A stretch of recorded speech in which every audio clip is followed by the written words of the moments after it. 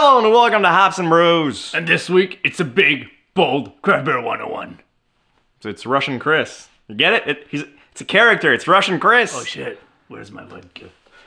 For an open window on the craft beer world, Max and Chris from Hops and Brews.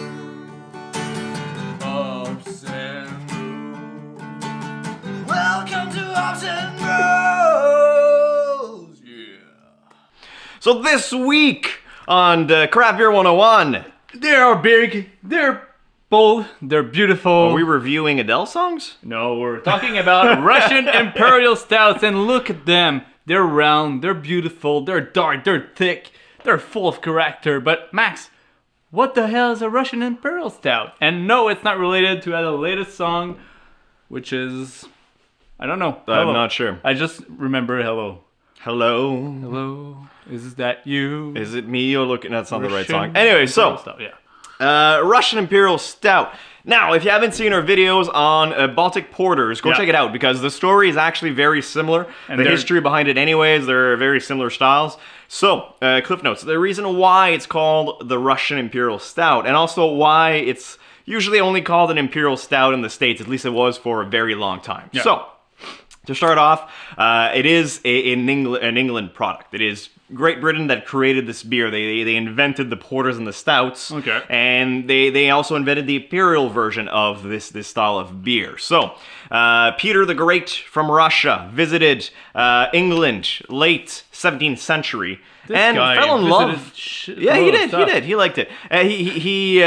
He visited England and he fell in love with the stout style. Now, not only him, but he also there was also Catherine the Great, who had a taste of the stout, the Imperial Stout, even though it wasn't called an Imperial Stout back then. It was just a stout beer, being a strong porter. So anyways, she fell in love with the style and started importing it. So much so that there was no tax on stouts in Russia. So everything else from England was taxed. Except but stouts. except stouts. Ooh, Yeah, that's she really cool. I likes like that. stouts. Should we, guys? Should we bring back the no tax on Russian Imperial Stouts? Maybe. Here. Well, I mean, in if you're Canada. in Russia, in Canada, I don't know. Maybe. Anyways. Yeah, let's make it our own, right? So the reason why it's called the Russian Imperial Stout is because of that. The Imperial Court of Russia, being one of the biggest fans and biggest buyers of this style of beer, actually had it dubbed in that name after a while. I didn't know about that. Yeah. So that's the reason why. So technically, Ooh. Imperial Stout, Russian Imperial Stout, it's all the same. The only reason why sometimes you have an Imperial Stout versus a Russian Imperial Stout is because in the States for a very long time there was a negative connotation with the word Russian. You wouldn't want but I to don't call know why.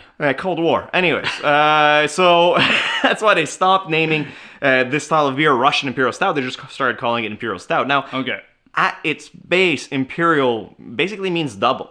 It was basically just the same thing as a porter, but double the alcohol, double Doubling the hops, everything. Doubles double everything. everything. Make it a little bit stronger as a beer as is. Now, this Imperial common denomination made it all the way to IPAs as well. An Imperial IPA is Yeah, just basically exactly. a double IPA. Yeah, exactly. And Yeah. we've seen that on a few other beers, like just Imperial something. And Yeah, it's exactly. It double. just means double, so more It's a fancy alcohol, word for more. double. Yeah, exactly. It's pretty much like the Lexus of, beer. Lexus is like of the beer. is the luxury part The of luxury. Toyota. So like if you have an IPA, it's Toyota, but you get an Imperial Stout, it's And like it's the a double. Lexus. It's the Lexus of. I don't know where the fuck I'm going with that, but yeah. Okay, perfect. Sorry about that little weird segue. I don't know. Oh, it was a what's good going- segue. It was a very Yeah, good segue. it's weird. It's weird. I just feel weird today. So, but. Oh, he wants me to get closer. A little bit. Is it just- closer? No, not that It's- close. Yeah. Okay, perfect. So, yes, they're big, they're bold, they're full of complexity, and this is what makes an Imperial Stout so amazing. And for my own experience, I've flirted with Russian Imperial Stouts forever, and my first the real accent. love is the Saint-Ambroise Stout Imperial. We already had Which this was one. also your gift that I gave you I for know. Christmas. I know. Does it look so beautiful? It's the wonderful. best. It's the most beautiful beer anyone could have ever received for Christmas. But it's not the one we're drinking. We're drinking La Petite Mort, which you'll see a review pretty soon. Other Hops and Bros. Sorry, spoiler alert. Russian Imperial Stouts. It's bold, it's complex, and the complexity comes from the grain bill. But it's really important because the grain bill needs a lot of complexity, so a lot of grains.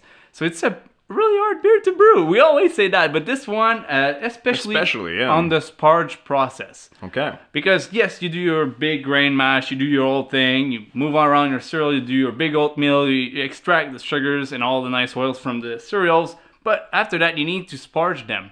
So it's the extra step you take to extract as most of the you can get from the grain. But to get most of it, you need to do it slowly. And also to save yourself from clogging. Okay. Because there's a lot of grains going out.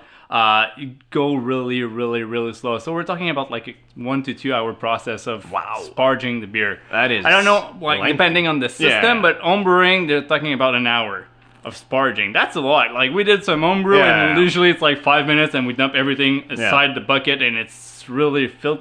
Like we don't have the best we method to sparge Should we yet. close the door real quick? I'll be back.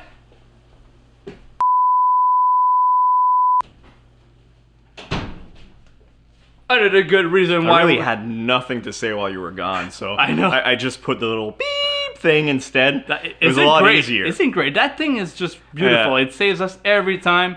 Wonderful. Thank you, Adobe, for that wonderful beep thing. So back to the Russian Imperial Stouts. Where are we going? So yes, the sparging process, but so it brings out that wonderful beer, but it needs to be thick, to be dark. We're talking range alcohol from 7% to 12% usually, and since complexity is a big part of the Russian Imperial Stouts, you get a lot of roastiness, coffee, a little bit of chocolate. Alcohol warmth is a key part of it, but not too much. So it doesn't. If you have a too boozy Russian Imperial Stout, then it might not be the best that you had. So boozy, but not too boozy, and also hoppy.